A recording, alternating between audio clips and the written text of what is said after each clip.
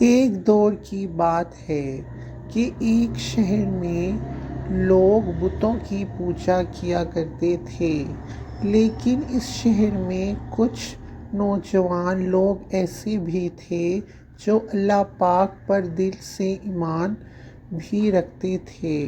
یہ نوجوان لوگ اپنے ایمان کی حفاظت کرنا چاہتے تھے، اس لیے شہر کے لوگوں کی غلط راہ دیکھ کر پریشان بھی ہو جاتے تھے۔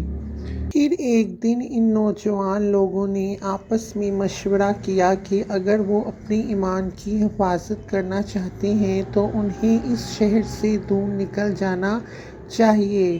یہ فیصلہ ان نوجوانوں کے لیے آسان نہیں تھا، لیکن ان کا ایمان ان کو آگے بڑھنے کی طاقت دے رہا تھا۔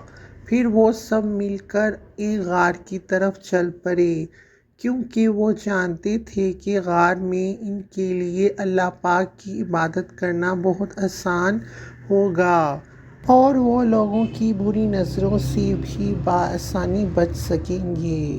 ان سب نوجوانوں کا غار میں آنے کا بس ایک ہی مقصد تھا کہ وہ اپنے ایمان کی حفاظت کر سکیں ہر برے عمل سے۔ جب وہ سب غار میں پہنچ گئے تو انہوں نے ایک دوسرے کو حوصلہ دیا اور اللہ پاک سے اپنی تمام مشکلات کا ذکر کیا۔ تو پھر اچانک ہی اللہ پاک نے ان سب پر ایک گہری نیند طاری کر دی۔ وہ نیند اس قدر گہری تھی کہ وہ کئی سالوں تک سوئے رہے۔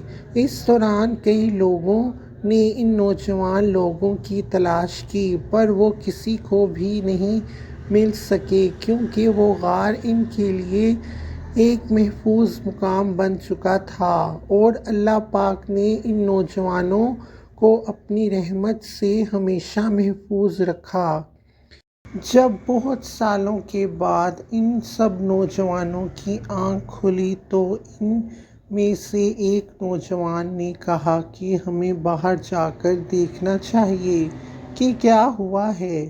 جب وہ باہر نکلے تو وہ تو حیران ہی رہ گئے کہ شہر تو سارا ہی بدل چکا ہے۔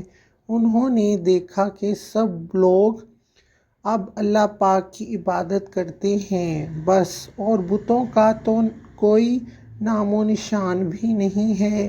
یہ منظر دیکھ کر ان نوجوانوں کے دلوں کو بہت خوشی ملی۔ پھر انہوں نے سوچا کہ ان کی قربانی اور صبر کا نتیجہ آخر کار سامنے آ ہی گیا ہے۔ ان نوجوانوں کی کہانی جلد ہی لوگوں میں بہت مشہور ہو گئی اور لوگ ان کے ایمان کی مثالیں دینے لگے۔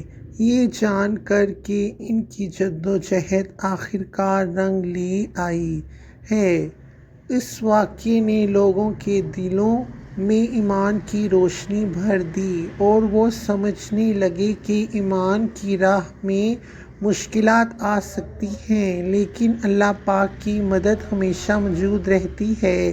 اصحاب کہف کی یہ کہانی ہمیں یہ سبق دیتی ہے کہ ہمیں اپنے ایمان کی قدر کرنی چاہیے اور مشکلات کے باوجود ہمیں ثابت قدم ہی رہنا چاہیے، کیونکہ اللہ پاک ہمیشہ اپنے لوگوں کی حفاظت کرتا ہے۔ یہ کہانی آج بھی لوگوں کو حوصلہ دیتی ہے اور یہ پیغام دیتی ہے کہ اپنے ایمان کی حفاظت کریں اور اس پر ہر حال میں قائم رہیں۔